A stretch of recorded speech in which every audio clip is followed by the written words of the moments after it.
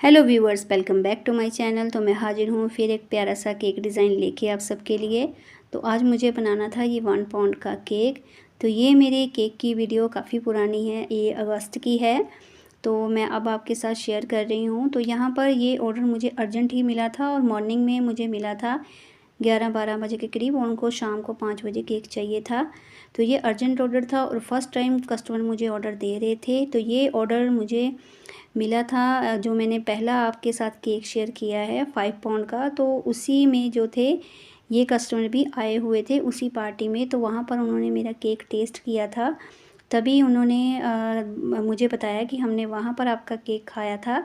तो तभी हमें पता चला कि आप केक बनाते हो। तो फिर उन्होंने मुझे ऑर्डर दिया और चॉकलेट केक कहते थे कि हमें वही वाला सेम वाला चाहिए, वही फ्लेवर चाहिए।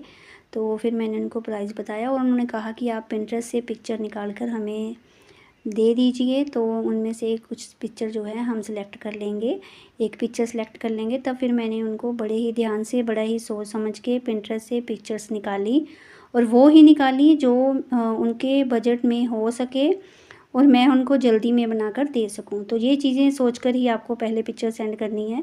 कुछ ऐसा नहीं है कि अपना खुद का टाइम वेस्ट करते रहें, फालतू की पिक्चर्स उनको सेंड कर दें, फिर वो भी कंफ्यूज हो और हम भी कंफ्यूज हों। ठीक है, तो पहले ही आपको सब चीज़ें सोच कर ही ये पिक्चर्स को सेंड करना है। तो यहाँ पर मैंने उन्हीं पिक्चर्स को सेंड किया जो पॉसिबल हो सकती हैं जल्दी बनाने में और जो चीज़ें मेरे पास अवेलेबल हैं।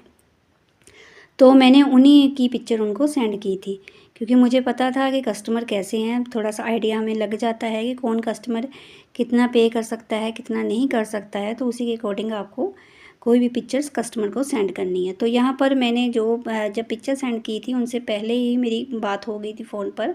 तो मैंने उनको बोला कि अगर किसी भी केक पर गार्निश होगी, चॉकलेट एक्स्ट्रा ऐड होगी, तो उसके चार्जेस आपको अलग लगेंगे। तो उन्होंने कहा कोई बात नहीं, आप बता देना कितने चार्जेस है तो हम दे देंगे।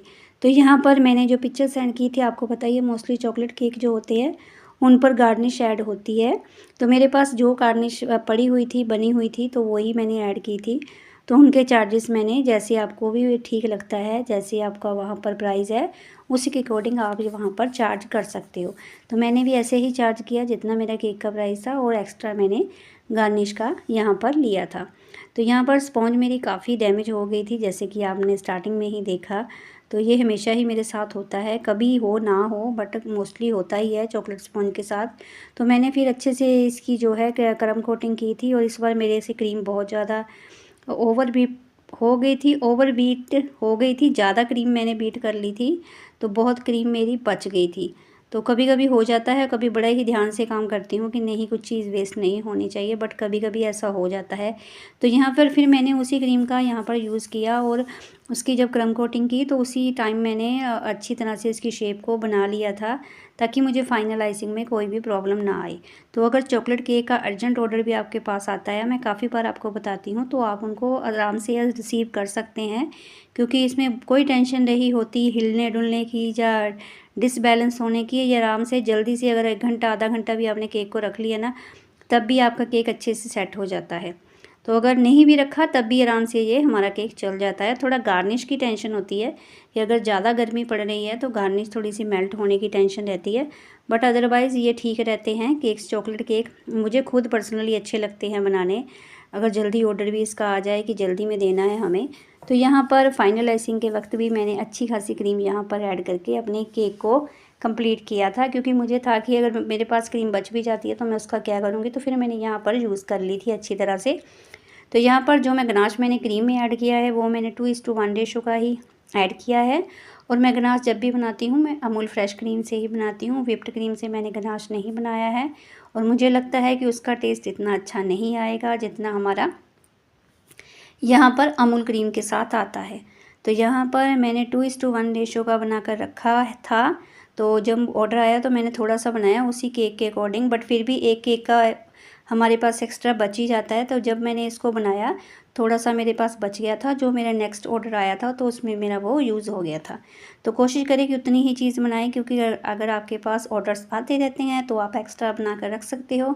अगर मेरी तरह कम आते हैं तो आप उसी के अकॉर्डिंग आपको काम करना है, क्योंकि जो हमारी अमूल फ्रेश क्रीम होती है उसकी भी एक्सपायरी में भी शायद 3 मंथ या 2 मंथ की होती है।